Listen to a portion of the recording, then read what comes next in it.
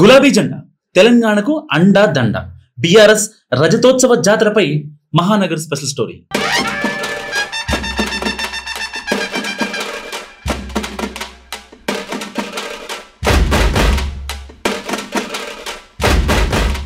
డెబ్బై 75 స్వాతంత్ర భారత చరిత్రలో వేల రాజకీయ పార్టీలు పుట్టుకొచ్చాయి. అందులో చాలా పార్టీలు చరిత్రలో కలిసిపోయాయి. కొన్ని మాత్రమే సుదీర్ఘకాలం ప్రజాక్షేత్రంలో ఉండగలిగాయి. రాష్ట్ర సాధన కోసమే ఒక రాజకీయ పార్టీని స్థాపించి 14 ఏళ్లు ప్రజా ఉద్యమాన్ని ముందుకు నడిపించి తన ప్రాణాలే పణంగా పెట్టి రాష్ట్రాన్ని సాధించి స్వరాష్ట్రంలో తొలి ప్రభుత్వాన్ని ఏర్పాటు చేసిన అనితర సాధ్యమైన చరిత్ర కేసీఆర్ సొంతం. ఆయన మానసపుత్రిక తెలంగాణ రాష్ట్ర సమితి ప్రస్తుత బీఆర్ఎస్ 25 ఏళ్ల పండగ జరుపుకున్న వేళ మహానగర్ స్పెషల్ స్టోరీ.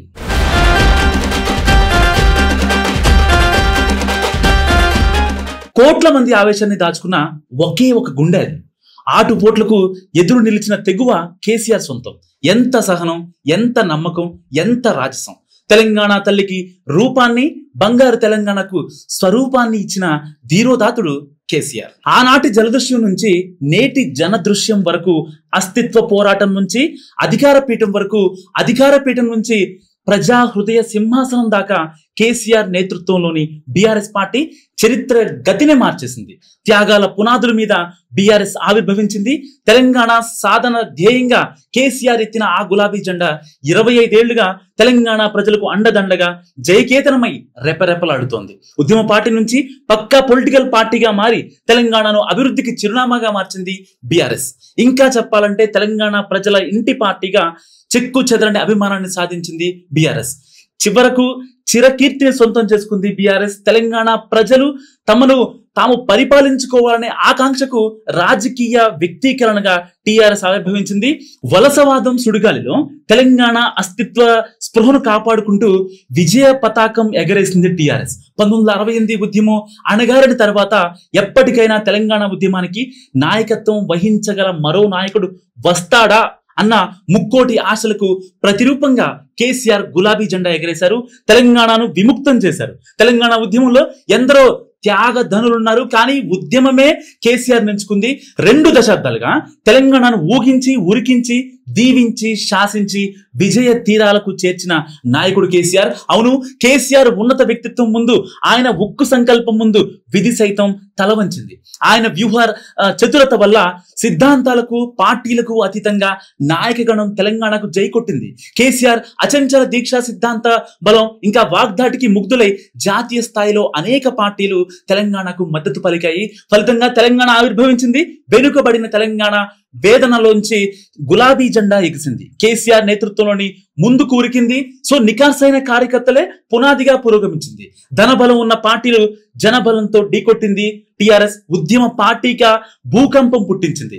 అవహేళన చేసిన పార్టీలను అదృశ్యం చేసింది. స్వరాష్ట్ర స్వప్నం సాకారం చేసింది. స్వరాష్ట్రంలో సకల జనుల ఆకాంక్షలకు అనుగుణంగా ప్రతిరూపంగా తెలంగాణ పీఠం అందుకుంది.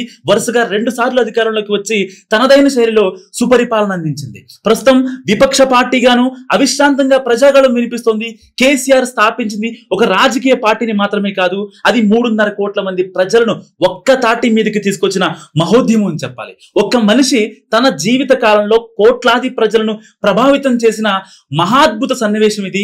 డిప్యూటీ స్పీకర్ పదవి నుంచి మొదలుకొని ఎమ్మెల్యే, ఎమ్మెల్సీ, ఎంపీ, కేంద్ర మంత్రి వంటి పదవులను ప్రజల ఆకాంక్ష కోసం తృణప్రాయంగా వదిలిన ఘన చరిత్ర బీఆర్ఎస్ సొంతం.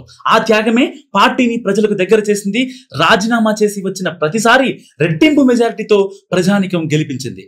భావజాల ప్రచారం దగ్గర నుంచి ఉద్యమ కార్యాచరణ వరకు, రాజకీయం సమరం నుంచి ప్రజా సమస్యలపై పోరాటం వరకు 25 ఏళ్లుగా బీఆర్ఎస్ ను కేసీఆర్ నడిపిన తీరు నిజంగా అద్భుతం చెప్పాలి. అనితర సాధ్యం కూడా ఎవరికి కూడా కాదు. సో టీఆర్ఎస్ ప్రస్థానం ప్రారంభమైన రోజున దేశంలో అన్ని పార్టీలు తెలంగాణ రాష్ట్రం ఏర్పాటుకు వ్యతిరేకం. 14 ఏళ్ల పోరాటం తర్వాత దాదాపు అన్ని పార్టీలు అనుకూలం. వ్యవస్థలైనా రాజకీయ పార్టీలైనా తెలంగాణకు అనుకూలంగా మారవలసిన అనివార్యతను క్రియేట్ చేయడం కేసీఆర్ వ్యూహచిత్రతకు ఒక రకంగా నిదర్శనం అని చెప్పుకోవచ్చు. ఉద్యమం తొలినాళ్ల నుంచి మొదలు పెట్టి పార్లమెంట్ లో తెలంగాణ బిల్లు ఆమోదం పొందే వరకు ప్రతి దశలో అత్యంత నేర్పుతో వ్యూహ చిత్రతో తెలంగాణను విజయ తీరాలకు చేర్చారు కేసీఆర్. సో గుప్పెడు మందితో ప్రారంభమైన పార్టీ ఇప్పుడు ఉప్పెనగా మారిన తీరు అనితర సాధ్యం నిజంగా. సో ఈ ప్రయత్నంలో ఆయనకు ఆచార్య జయశంకర్ గారు తోడుగా నిలిచారు. తెలంగాణ ఏర్పాటు వాయిదా వేస్తూ పోయిన కాంగ్రెస్ పార్టీ వైఖరి ఒకవైపు, ఉద్యమాన్ని దెబ్బతీయాలనే కుయుక్తులు ఇంకోవైపు, ఈ రెంటిని మట్టి కరిపించి గులాబీ పార్టీ కాల పరీక్షకు నిలిచి గెలిచింది. కేసీఆర్ ఏం చెప్పారో అదే చేశారు. రక్తపాతం లేకుండా రాజకీయంగానే తెలంగాణ తెస్తామన్నారు, తెచ్చారు. సో తిట్టిన నోళ్లే పొగడే స్థాయిలో ఆకాశమంతా ఎత్తుకు పార్టీని పెంచారు. ఇందుకోసం ఆయన కఠోర క్రమశిక్షణ పాటించారు. అందరికీ ఇది అలవాటు చేశారు. పార్టీలో ఉన్న వాళ్ళు కూడా అది అధ్యయనశీలత అంటే ఏంటో, రాజకీయ నాయకునికి అది ఎంత అవసరమో ఆయన ప్రూవ్ చేశారని చెప్పుకోవచ్చు. అంతేకాదు బీఆర్ఎస్ పార్టీని ప్రజలతో మమేకం చేయడంలో కేసీఆర్ కొత్త ఒరవడిని నెలకొల్పారు. ఆయన మేధావుల్లో మేధావి, కవుల మధ్య కవి, కళాకారులతో ఉంటే కళాకారుడు, పత్రికా సంపాదకులతో ఉంటే ఆయన కూడా జర్నలిస్ట్ అవుతాడు. సో కార్మికులతో, కర్షకులతో అందరికీ పార్టీతో ఉద్యమ సంబంధం కేసీఆర్ వల్లే సాధ్యమైంది. బిందువుగా ప్రారంభమైన పార్టీ నేడు సింధువుగా మారింది. రజతోత్సవ సంబరాలు జరుపుకుంటోంది. గులాబీ జెండా ఒక పార్టీ జెండాగా కాకుండా తెలంగాణ జెండాగా మారిందంటే దానికి కారణం కేసీఆర్ మార్గదర్శకత్వమే. సో గులాబీ పార్టీ 25 ఏళ్ల పండగ వేళ తెలంగాణ సమాజం రజతోత్సవ జాతర చేసుకుంటోంది.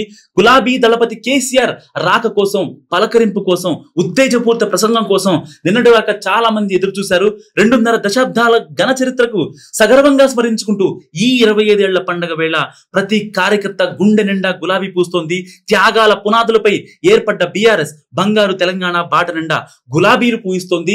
రజతోత్సవ వేదికగా కేసీఆర్ సారథ్యంలో మరో విజయ ప్రస్థానానికి సిద్ధమైంది.